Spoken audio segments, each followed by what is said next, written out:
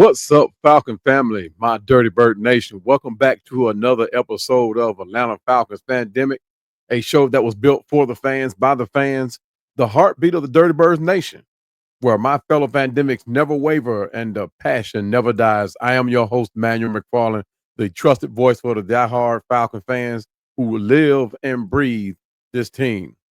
Guys, for years, the Atlanta Falcons have been searching for a defensive identity, an edge, a player who doesn't feel, or let's just say he makes sure that his tackle sends a message. That search is over. They have found their enforcer. We have had guys like Scott Case. We have had guys like Keanu O'Neal. But this guy here, nobody saw coming. This isn't just about finding a new safety. It's about forging a new philosophy, one built on violence, aggression, and relentless urgency. The embodiment of that philosophy is a third-year safety who has been through hell and back, a player whose journey is as punishing as his hits. This guy, his name is Mr. DeMarcco Hellams. This is the story of how a seventh-round draft pick, nearly forgotten after a devastating injury, fought his way back to become the new tone setter for the Atlanta Falcons. That tone, the Atlanta Falcons in 2025, they look faster, tougher, and hungrier than ever. And if this is what we're showing in August, imagine what September will look like when the full squad is on the field. Atlanta is building its defensive future on violence and aggression, and they found the perfect enforcer, DeMarcco Hellams. After being overlooked as a seventh-round pick and battling back from a season-ending injury, he's now poised to claim a starting job and become the defense's new tone setter. To understand where the Falcons are going, you have to understand where DeMarcco Hellams comes from.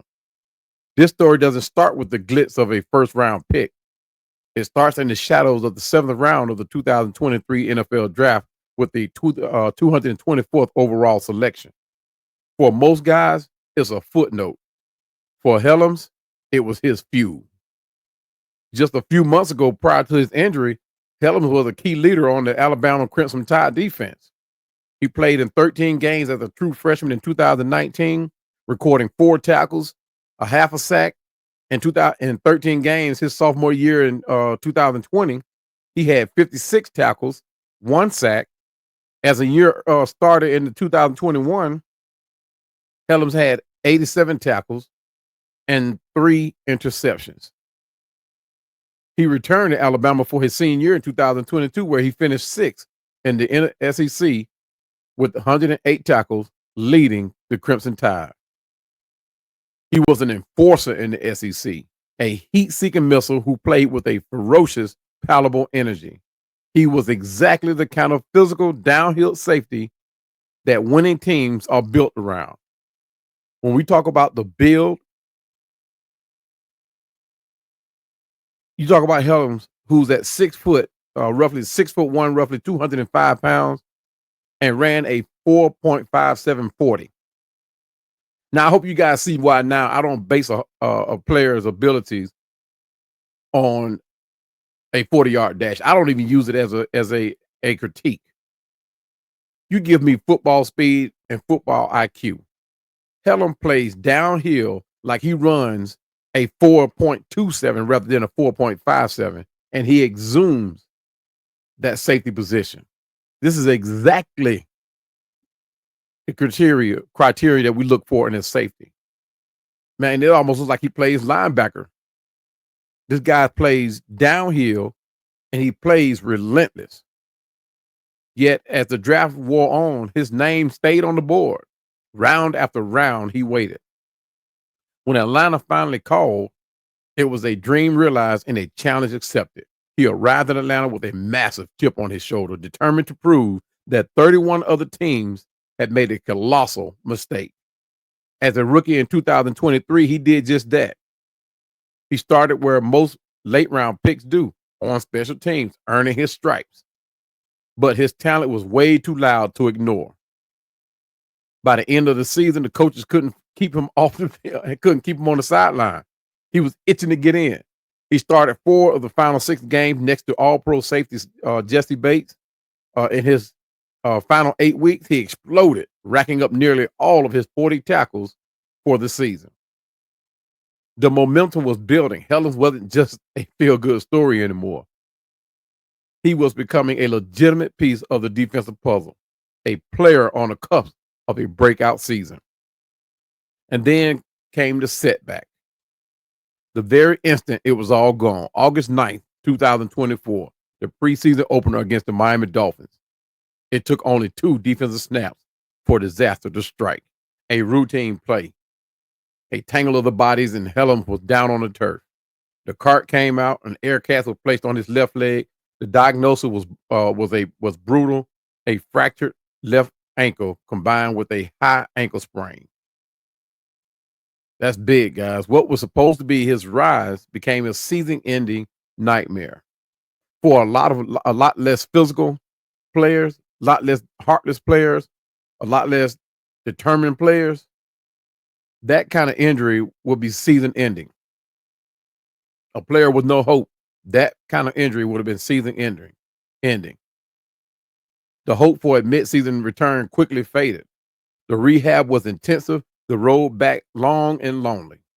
Why the Falcons? Because, I mean, with that type of injury, guys, a lot has to do with you, right? The doctors can say, okay, they can schedule your appointment. You come in, the rehab, you go through the normal parameters. But there's a lot that you have to do outside of that if you want to return to that type of, play field. But the Falcons, battled through the 2024 season. Hellams had to watch. He definitely didn't expect to miss the whole year. Hellams would later say he admitted the entire process was a tough mental and physical grind. That goes back to what I said. A lot has to do with you doing what the doctors aren't doing or the rehabilitation guys aren't doing. It has a lot to do with you outside of your appointments, outside of the doctor's office. But he felt like he had big things going for him before the injury. And in a flash, he was starting over. But inside the facility, he wasn't just healing, he was studying. He attacked his rehab with the same intensity he attacks a ball carrier. He stayed engaged in every meeting, learning the playbook. As his secondary coach, Justin Hood, noted, many players on IR can become disengaged. But Hellams remained an active participant. He was determined not to waste the season. Jesse Bates put it best. It hurts my heart to this day, but to watch how he worked and the way that he responded to it, that's what men do. He's a true professional. And then it was the time to grind, the return of Hitman Hellams. When DeMarcco Hellams slipped on his number 23 jersey for the 2025 training camp, he said it almost felt like 23 was a new number again. There was a smile on his face, but don't be fooled.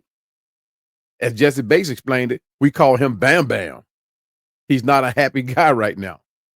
He's always moving with bad intentions of wanting to go hit somebody. And you need that on a football team. Hellams returned for the 2025 season, not just healed, but with a vengeance. And that goes back to what I was saying, guys, when I compared DeMarcco Hellams to Keanu O'Neal and Scott Case. And I used them because they're fellow Falcons. I could have used guys outside of the organization, but I wanted to use fellow Falcons, right? But Scott Case, Keanu O'Neal, when they made themselves a household name, it was because of the way they attacked ball carriers or the way they sent their messages to the wide receivers coming across that middle or coming down the field on a deep route. A lot of these receivers will tell you, hey, sometimes they had to second guess whether or not they wanted to catch that ball or expose themselves trying to catch it because of guys like Scott Case and Keanu O'Neal. And DeMarcco Hellams has brought that back to Atlanta. From day one of camp, it was clear he was different. He wasn't just physically recovered, he was mentally ahead. His year off film study paying off as he quickly grasped the new defensive schemes. And under Jeff Albrecht, you cannot wait to see a guy like DeMarcco Hellams in a Jeff Albrecht system. The way everything is not strategically 3-4 or 4-3 nickel, it's a combination of everything. So it's almost like playing street ball, bumper to bumper football, light pole to light pole football, red clay football. That's the kind of defense that Jeff Albrecht has with these guys. And you talk about every guy that we have now is hungry. I mean, you can name a couple that you can say, okay, they are, the exception. But guys like James Pierce Jr., Jalen Walker, Ruco Rojo, Brandon Dorless, Caden Ellis, Jesse Bates. These guys are hungry. They're itching to prove that Atlanta's defense is complete and is back better than ever, stronger than ever, faster than ever. So look out, NFL. But he began rotating in and out with the first team, and play after play, he was just making plays, including picking off rookie quarterback Michael Penix Jr. on a pass in the red zone. But the real announcement of his return came in 2025 preseason opener against the Detroit Lions. In the first half, he stole the headlines. On one of the first series, he delivered a crushing shoulder-led hit on a receiver coming across the middle, separating him from the ball. The hit drew a flag, but many argued the replay showed a clean, violent strike, the very definition of a tone setter. You could hear an audible oof from the crowd. This was the player they had been missing. He was flying around at full speed. I mean, he did it all game long. There are a lot of hits that he made that weren't illuminated, that were not talked about. But the fact that he was near every tackle, even coming across the field, he looked like a blur of aggression, making up for an entire year of lost time. After the game, Hellams reflected on it. He said, I was off for a whole year. So that's all I could think about from the moment of injury is getting back out there again. He didn't just make it through the first preseason game this time. He dominated it. But DeMarcco Hellams isn't just a great comeback story. He's the living, breathing version of the new Falcons defense. Defensive coordinator Jeff Albrecht has been clear about the culture he wants to build. We're trying to develop a culture, a style of play for sure. And part of that is the violence with which we play and aggression, the urgency and all that. On the field, Hellams is that philosophy. So what makes him the perfect enforcer? First is his trigger and instincts against the run. In the Falcons scheme, the strong safety has to be a force player reading run pass and attacking the line of scrimmage with zero hesitation. This is where Hellams is at his best. You can see him process information in a split second, keep his shoulder squared, and attack the alley. There is no waste in his motions. He doesn't just tackle down ball carriers. He runs through them. He sends the message. It's the same skill that let him pile up 188 tackles at Alabama. He's not just a coverage guy. He's an extra linebacker, a key part of an aggressive physical defense. Just take a look at his top three safeties that he admired. And these are ones that when he asked the question, who are the top three safety that he liked? Number one, he started with Ed Reed. No surprise there, right? Number two, Rod Woodson. Again, no surprise. And finally, number three, the great Sean Taylor. You can't miss with that list. The fact that he admires and patterns his game after these three guys tells you a lot about his mindset and how he approaches the game. Second, he's a tone setter in the passing game. His passion, his foresight, his speed, his violence, his energy, his ill intent is everything you ask for and checks all the boxes at that strong safety position. His presence changes the math for quarterbacks. Michael Penix Jr. said himself after facing him in practice, I don't just throw the ball across the middle late. Be on time because he's back there lingering somewhere. He'll come down and hit. He's not scared of contact. Guys, that type of reputation matters. It's the difference between a receiver hearing footsteps and one making a tough catch in traffic. The big hit against the Lions is a perfect example. It was a legal shoulder to chest strike that sent a clear message. The middle of the field belongs to him. That hit in the Lions game, people act like that was his coming out moment. Keep in mind, fans, DeMarcco had been doing this since before he came to Atlanta. That injury, it just cut his presence short. Even when he first came to Atlanta, he was doing this. We saw signs of this. We talked about it. All content creators, all Falcon fans, even people from other teams were talking about DeMarcco Hellams. And that's all you heard all season long. Y'all just need to get the Falcons just need to get DeMarcco Hellams back. I tell you what, if DeMarcco Hellams was playing last season, a lot of the defensive plays that the defense gave up on the long balls and the throws, a lot of that would not have happened. For example, the game against Seattle Seahawks. There is no way. Now I know what's our receiver's name? He just got traded to the Steelers, but you guys know who the receiver was for Seattle. There was no way he would have got away with a lot of that. DeMarcco Hellams would have sent the message, hey, found another way to go. But a lot of the plays that we gave up last season on the long ball, guys, would not have happened if DeMarcco Hellams would have been here. He's a perfect fit for our defense. He's the perfect complement to Jesse Bates. We have that superstar in Jesse Bates, a Ranger free safety who excels in coverage. And like I just said, Hellams is that ideal complement, the hammer to Bates' scalpel. He handles that dirty work in the box, which frees up safety to patrol the deep part of the field.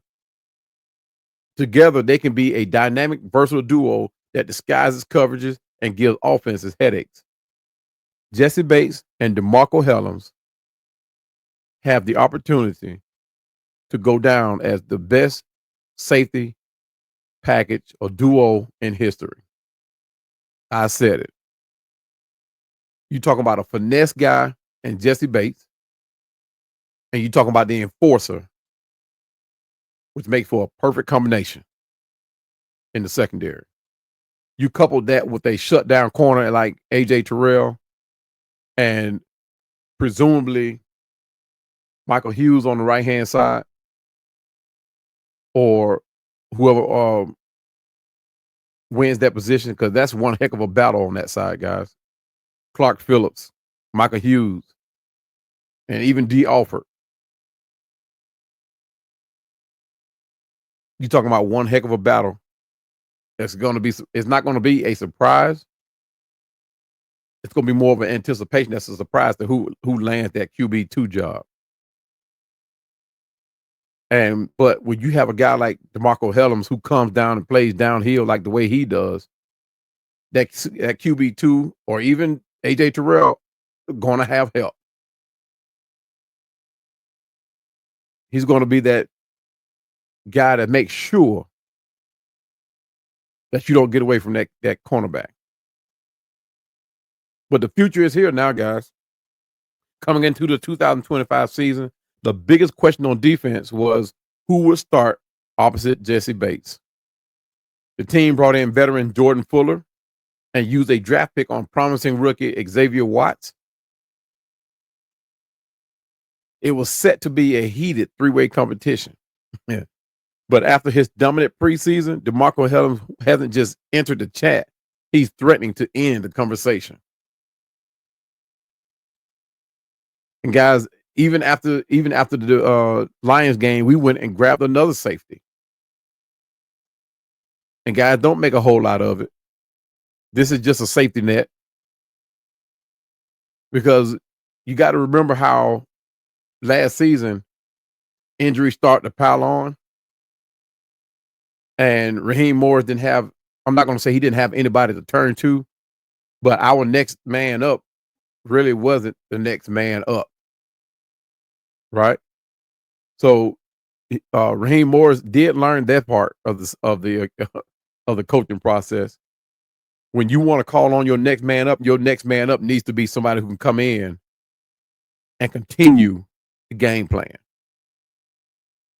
right? So the competition is there. While the competition will continue, Hellams has a clear edge because his style of play is exactly what the coaching staff preaches. He is a walking, talking embodiment of violence and urgency this defense wants. And just to give you a glimpse of a lot of things that exudes, just watch. This is the type of attitude you want from a safety. I'm gonna send that back. I'm gonna send that back. Look how he's just out there. He's making his presence felt, guys. This is what you want. We did not have this last season. That hit there was so clean. But the NFL, they'll look at that and talk with the officials. You know, there was no helmet nowhere in the play. It was all shoulders and forearm. But every tackle, even this one right here, he sent a message right there, man. Get onto the sideline with that. That's enough of this. I'm here. But guys, you can tell, and look at this one. When he hits you, you go back. Look, that's a safety playing downhill football, guys. That is not a 4.5 speed. That is more like a 4.4, 4.3 football speed. That's crazy. I'm gonna let you see another one. Well, you got a guy. I mean, this guy here, that's a hit. Look at this. And you notice his tackles are spot on. His tackles are spot on. Shoulders, helmet out of the way, and he makes sure he gets you to the ground. I'm going to rewind this. I'm going to show you one particular hit. Shall I say play? How and watch how quickly he comes down. He's not even in the picture right here, right? But watch how quickly he comes into the frame out of nowhere. Look at that. And that number 92, 10. I mean, yeah, he was number 9. He was still on the outside, but at the same time, all of these guys had an opportunity to make a play on that ball. All of them had an opportunity to make a play on the ball. And he just comes out of nowhere. Like I say, he plays downhill. Plays downhill. Even that number 10 there, he had a chance to make a play on the ball as well. Look at this. I like how when he hits, guys lose the football. This is going to create opportunities, a lot of opportunities, if he's able to carry this on into the NFL. Or should I say further into the season. Another play that I like. This play here on a touchdown pass. Wasn't even in the frame, guys. Wasn't even a play for him to cover. But look, he got involved, dislodged the football. Look at that. That was against Georgia. But like I say, when he hits you, you go back. Look at this. That was a 4th down play. That was a 4th down play, guys. Check it out. That was a 4th down play. And he stopped him in his tracks. When we are facing shall I say, when opposing teams against us are facing 4th down, that's the kind of impact we want. And you notice how a lot of these guys, after they get hit by DeMarcco Hellams, how they ball up like they're in pain. Like, you know, like that gum, that was a hit. And those of us who play football, we know what kind of hit that is. That's a hit that sends a message that don't test him again. Right?